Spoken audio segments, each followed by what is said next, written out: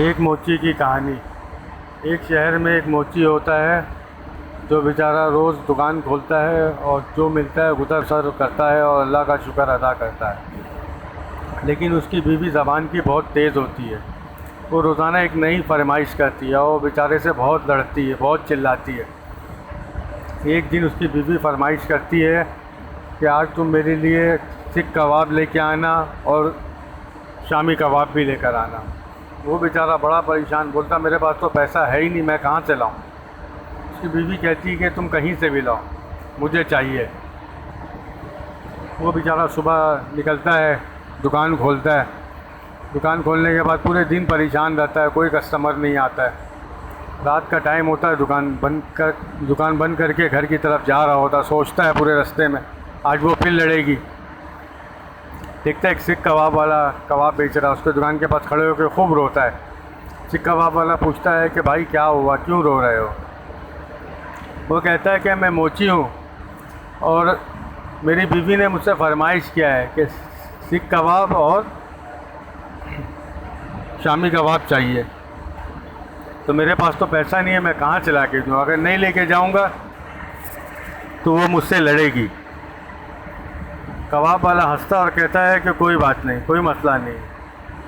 तो कबाब वाले से कहता है कि मैं आपको फिर कभी बाद में पैसा दे दूँगा। लेकिन कबाब वाला कहता है कोई मसला नहीं, मेरी तरफ से तुमको ये गिफ्ट है।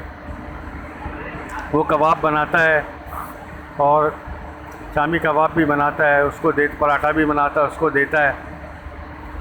जब वो जा रहा होता है तो उसको बुलाता है, बोलता है ये मेरी तरफ से पैसा भी रख लो तुम अपने पास। वो और खुश हो जाता है, बोलता भाई पैसा तो मैं आपको लौटा दूंगा। तो वो कहता है नहीं, ये भी मेरी तरफ से गिफ्ट है। वो हंसी खुशी घर जाता है। उसकी बीवी कहती है कि क्या हुआ, तुम लाए सीख कबाब। वो कहता हाँ। अपनी बीवी के हाथ में देकर और चला जाता है मुँह हाथ धोने। जब बीवी खोलती है तो देखती है उसमें सिर्फ शामी कबाब है, सीख कबाब नहीं है। उसकी बीवी खूब लड़ने लगती है उससे, इतना लड़ती है कि वो बेचारा परेशान हो जाता है। वो उसको बोलती है अभी चाहिए मुझे सीख कबाब। वो बेचारा निकलता है और कबाब की दुकान में पहुंचता है तो देखता है कि कबाब की दुकान बंद है। अब वो बड़ा परेशान हो जाता है।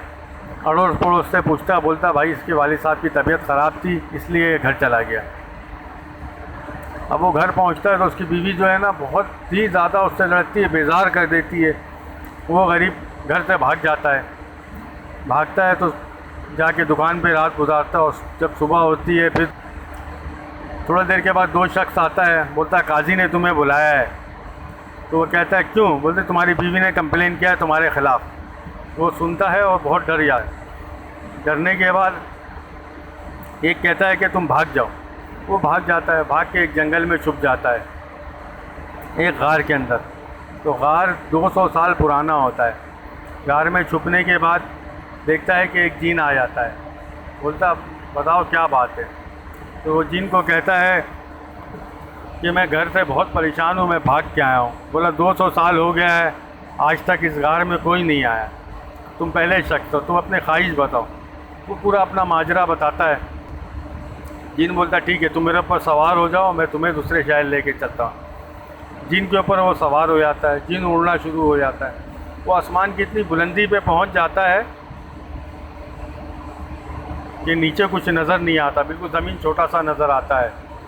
उसके बाद उसको दूसरे शहर में पहुंचा दिया जाता है और उसके हाथ में अपना औजार भी होता है। वो दूसरे शहर में जब पहुंच जाता है तो लोग कहते हैं कि क्या हुआ, ये कौन सा शख्स है, क्योंकि वो मोची का लिबास पहना हुआ होता है। लोग काफ़ी परेशान हो जाते हैं कि ये कौन सी दुनिया से आया। उससे पूछते हैं तुम कहाँ से आए। वो कहता है कि मैं काठमांडू से आया हूँ। लेकिन कोई इसकी बात का यकीन नहीं करता है।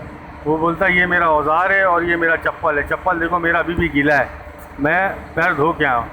बोलता है कि इस शहर में आने के लिए कम से कम 1 साल